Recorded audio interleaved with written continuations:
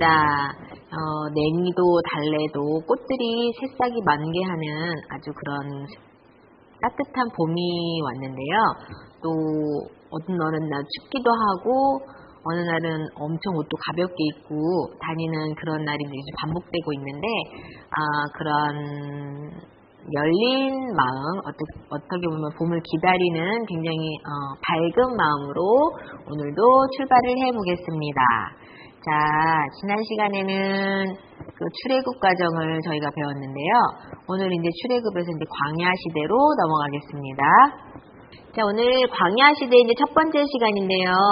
광야 시대도 굉장히 많은 사건이 있고 굉장히 스펙타클합니다.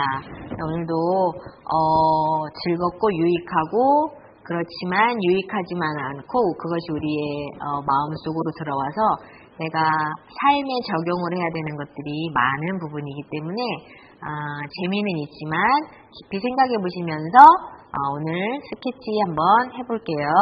자, 첫 번째 왕국 이전 시대에 다섯 번째 광야 시대입니다. 자, 똑같습니다. 계속 출애굽기 15장부터 민수기 36장까지 이고 성경의 범위는 이때 레위기 신명기가 같이 쓰였다. 이렇게 보시면 될 것 같아요. 자, 이제 테스트 해볼게요. 자, 광야 시대 출애굽기 15장부터 민수기 36장까지 레위기 신명기가 이때 같이 쓰여 있다. 광야 시대 개관하겠습니다. 자, 이 지도 이제 익숙해져야 되죠. 자, 이동 경로. 자, 이제 수르 광야에 도착을 했습니다. 여기서부터 이제 광야 시작이 되는데 시내산, 가데스 바네아, 모압 평지 굉장히 중요한 장소죠. 자, 수르 광야에서 시내산까지 가는 도중에 다섯 장소. 자, 출애굽기 15장부터 18장. 자, 시내산에서 다섯 사건. 출애굽기 19장부터 민수기 9장까지. 자, 여기서부터 가데스 바네아까지 가는 도중에 두 사건. 민수기 10장부터 12장입니다.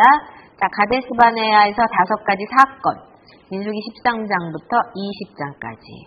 자, 가데스 바네아에서부터 모압 평지까지 가는 도중에 두 사건. 민수기 20장부터 21장. 자, 모압 평지에서는 8사건이 일어납니다. 민수기 22장서부터 36장까지. 자, 이렇게 첫 번째. 자, 수르광야에서 가는 시내산까지 가는 도중. 여기에 다섯 장소, 여기 다섯 사건. 가데스 바네아까지 가는 도중에 두 사건. 가데스 바네아에서 다섯 사건. 자, 거기서부터 모압 평지까지 가는 도중에 두 사건. 모압 평지에서 8사건. 이래서 5, 5, 2, 5, 2, 8 이렇게 외우시면 될 것 같아요. 테스트 한번 해볼게요. 자, 수르광야에 도착했습니다. 시내산까지, 그 다음에 가데스 바네아, 모압 평지까지가 광야 시대입니다. 자, 거기서 수르광야에서 출발해서 시내산까지 가는 도중에 다섯 장소. 자, 출애굽기 15장부터 18장까지 이제 계속 반복됩니다. 자, 시내산에서 다섯 사건. 출애굽기 19장부터 민수기 9장까지 여기에 레위가 같이 때 쓰였다. 자, 여기서부터 가데스 바네아까지 가는 도중에 두 사건. 민수기 10장부터 12장까지.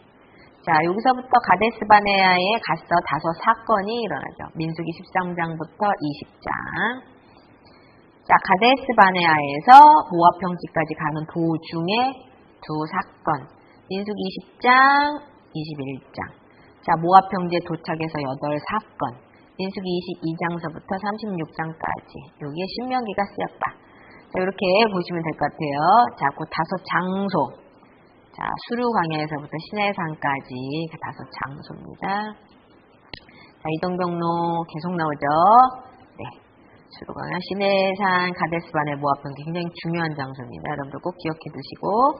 자, 수르 광야에서 시내산까지 가는 도중. 다섯 장소. 여기서부터 여기까지 다섯 사건, 도중에 두 사건, 가데스 바네아에서 다섯 사건, 모압 평지까지 가는 도중 두 사건, 모압 평지 8사건. 이렇게 해서 5, 2, 5, 2, 8. 자, 첫 번째 다섯 장소에 대해서 스케치 해볼게요. 자, 수르 광야에 도착을 해서 백성들이 하나님을 찬양했습니다. 그러고 나서 이동을 하죠. 마라로 갔는데 물이 없다고 백성들이 또 불평불만을 하기 시작했죠.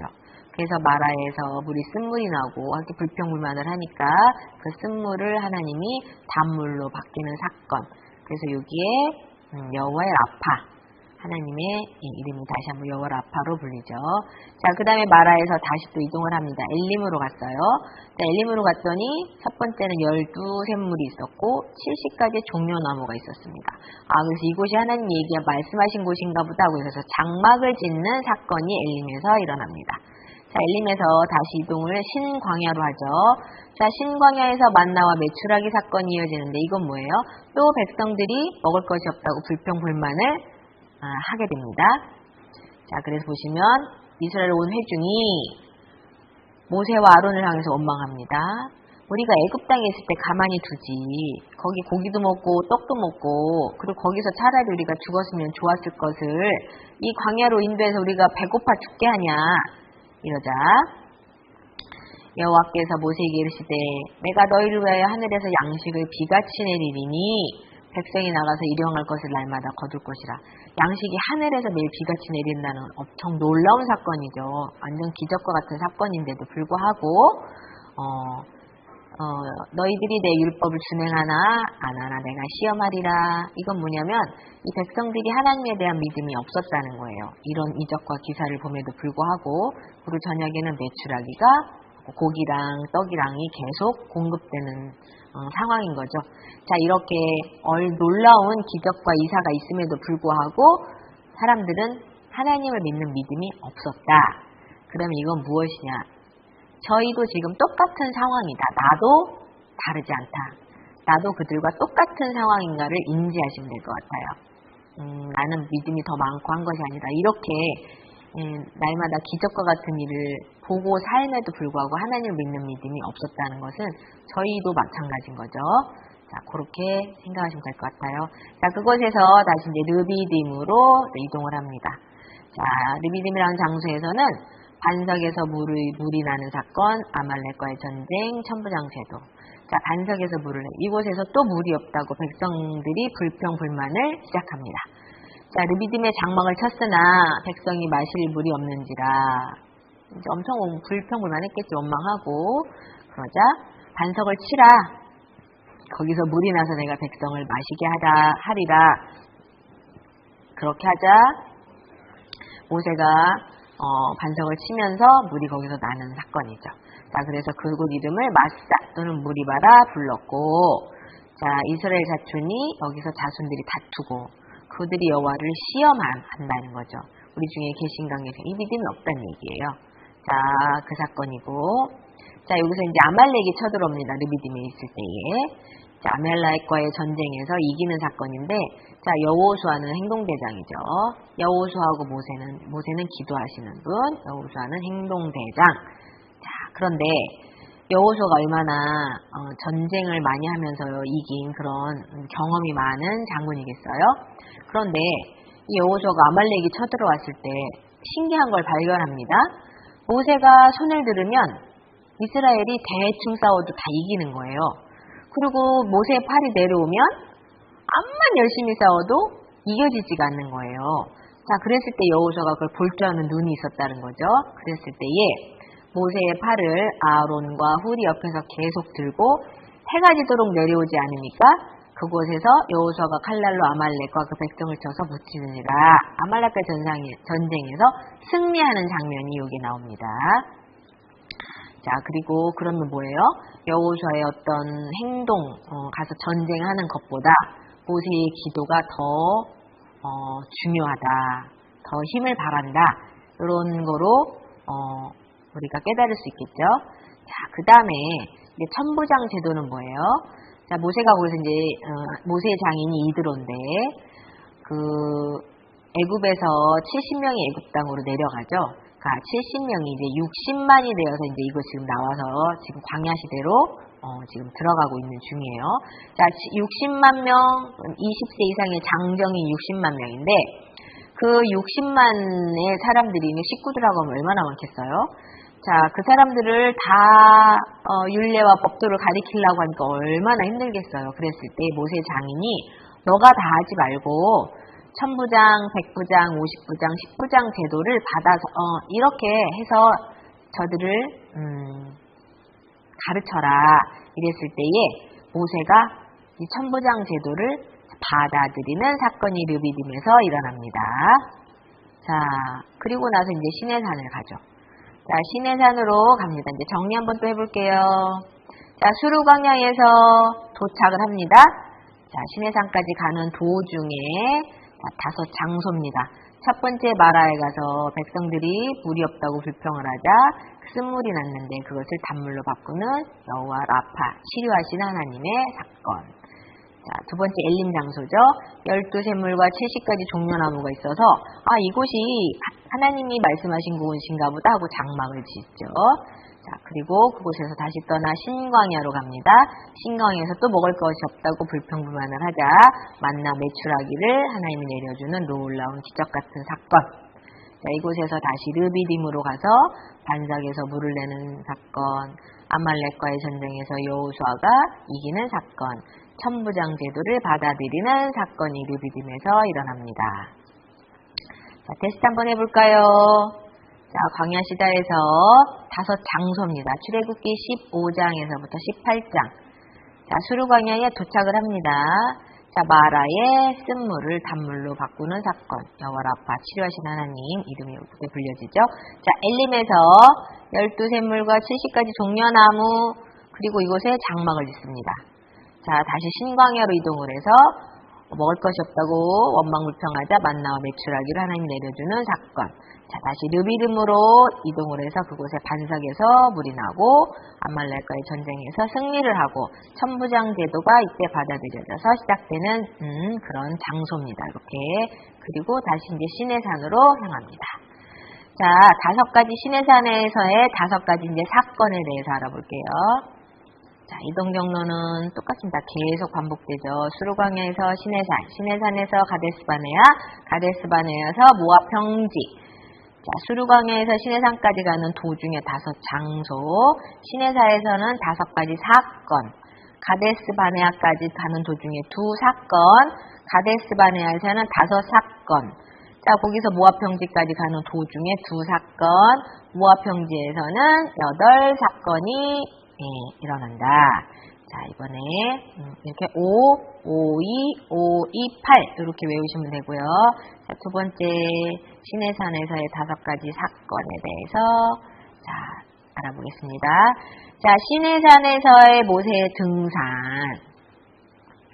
자, 첫 번째 모세의 4차 등산이라고 나오죠. 출애굽기 19장부터 34장인데 여기서 어떤 분은 3차에서 6차다 이렇게 3, 4, 5, 6 이렇게 보는 분들이 여러분들이 계신데요. 어떤 게 맞다 틀리다 할 수 없는 부분이기 때문에 그거에 대해서는 뭐 그렇게 논할 필요는 없고 자, 모세의 4차 여기서는 4차로 정리합니다. 자, 1차 출애굽기 19장 여호와가 강림하신다는 소식을 듣죠. 그래서 모세가 올라갔을 때 여긴 거룩한 곳이라 신을 벗어라. 이렇게 첫 번째 1차 등산을 합니다. 자, 그리고 2차 등산 때 십계명을 받고 율법을 받고 3대 절기를 하나님께로부터 받습니다. 자, 그리고 세 번째 다시요. 자, 세 번째 등산은 성막제도를 받고 금송아지 사건이 일어나죠. 자, 모세가 올라가 있을 때에 백성들이 기다리지 못하고 금송아지를 우상으로 만들어서 하나님을 섬기는 우상을 받는 사건이죠. 여기서 모세가 엄청 의분을 하면서 십계명을 깨트리는 사건. 그리고 다시 4차에 다시 올라가서 십계명을 다시 쓴 돌판을 갖고 내려온다. 이렇게 1, 2, 3, 4차 요렇게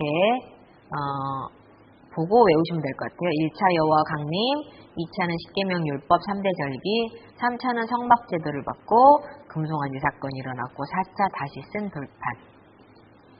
자, 여기서 이 금송아지 사건 보시면 자, 그걸 못 기다리고 백성들이 우상을 섬기고 금송아지를 만들어서 저희랑 똑같은 그런 상황들이죠. 하나님 말씀을 못 믿고.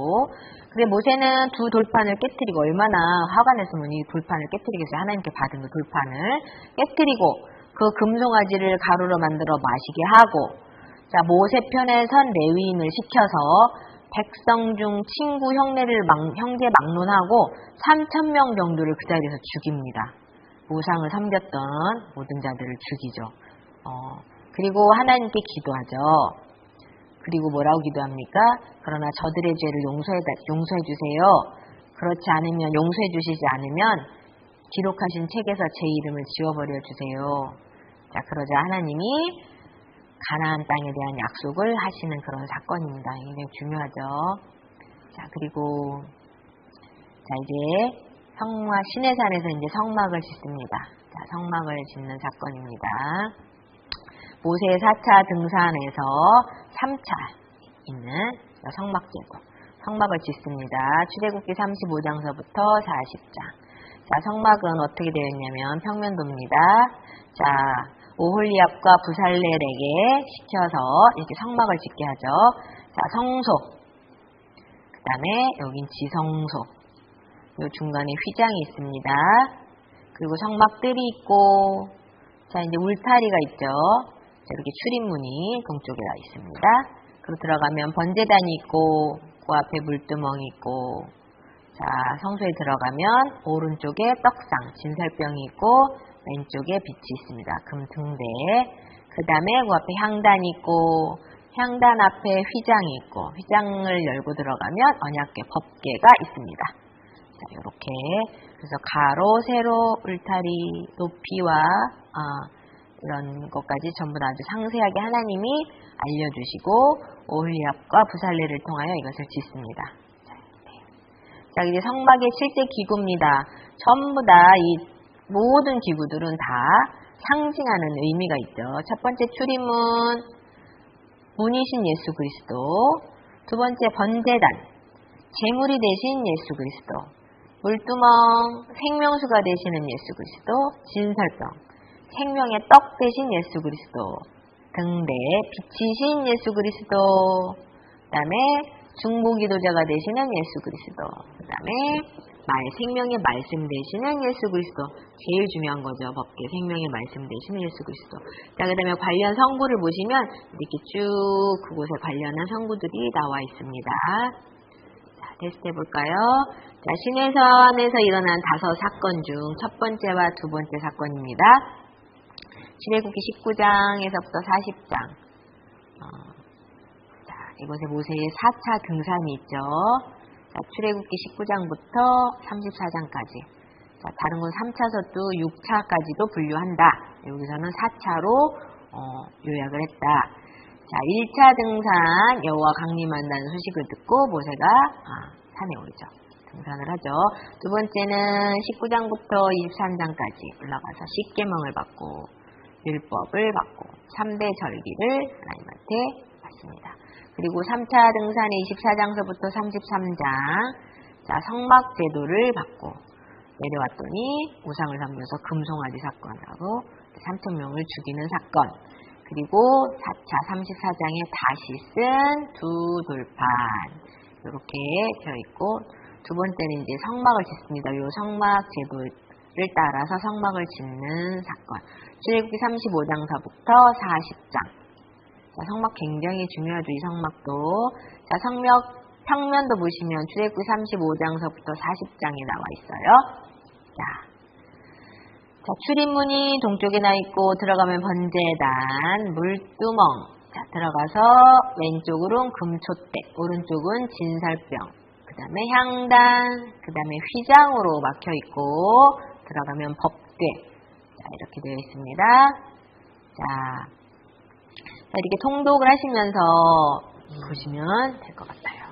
이렇게 굉장히 많은 다양한 사건, 굉장히 중요한 이렇게 토대를 쌓아가는 과정이기 때문에 너무 사건과 이런 것들이 굉장히 다양하게 굉장히 많죠. 여러분들이 이걸 보시면서 통독을 하시면서 일단 읽고 그 다음에 스케치 하시면서 요약하신 거 머릿속에 넣고 다시 또 성경을 읽으면 굉장히 잘 이해가 될 거라고 생각이 되어집니다. 자, 여러분 어떠셨어요? 오늘 저는 이걸 보면서 어쩔 수 없는 사람은 인간은 똑같구나. 늘 하나님이 이적과 기적들을 우리한테 보여주면서 살아도 우리는 믿음이 없구나. 아니 왜 이스라엘 백성들은 저렇게 많은 기적을 보는데도 하나님을 믿지 못할까? 우리가 생각하면서 이스라엘 사람들은 굉장히 멍청했구나. 믿음이 없구나. 이렇게 생각했던 적이 저도 있었습니다. 그러나 지금 가만히 보니까 그때나 지금이나 별 다를 게 없고 저희가 그때 사람들이나 지금 사람들은 똑같은 마음과 생각을 갖고 살기 때문에 우리도 그들과 다르지 않구나. 그러면 나도 믿음이 없구나. 이렇게 제가 깨닫게 되었어요. 그런 믿음이 없는 것을 하나님은 다 알고 또 알고 계시고 보고 계시고 그러함에도 우리를 끝까지 사랑하셔서 하나님의 방법대로 우리를 계속해서 이끌고 가신다는 그런 것을 볼 때에 하나님의 사랑이 얼마나 놀랍고 대단한지 또한 나는 잘하는 게 아무것도 없는데 늘 불평하고 원망하고 불만을 섞인 거를 하나님한테 늘 토로하지만 하나님은 인간이 아니시기에 그거를 다 아시고 또 사랑으로 보듬고 늘 가신다는 것을 깨달았어요. 자, 그럼에도 우리가 죽지 않고 살아있는 것은 놀라운 하나님의 사랑이라는 것을 또 깨달았습니다. 자, 우리가 날마다 하나님에 대해서 더욱더 잘 알아가는 것이 우리의 믿음을 조금씩 키워가는 방법이고 그거대로 우리가 살면서 하나님을 아는 것만큼 하나님께 기도하고 또 그만큼 누리면서 살아가는 것이 우리의 어떤 삶이 아닐까. 그곳에서 우리가 감사함을 찾고 누린다면 그것이 행복한 삶이 아닐까 싶습니다. 자, 다음 시간에는 계속 이어서 더욱더 다양한 스토리로 올 것인데요. 좀 미리 좀 성경을 읽어보시고 좀 알고 계시면 더욱더 빨리 이해가 되지 않을까 싶네요. 자, 오늘 이거 보시고 좋으셨다면 구독, 좋아요, 알림 설정 해주시고 많은 분들에게 공유 부탁드리겠습니다. 자, 다음 시간에 더욱더 즐겁고 유익한 스케치로 돌아올 테니 여러분들 그동안에 많은 즐겁게 공부하시고 머릿속에서부터 밑에 마음까지 깊은 곳까지 내려와서 새겨졌으면 하는 바람입니다. 여러분들 안녕히 계세요.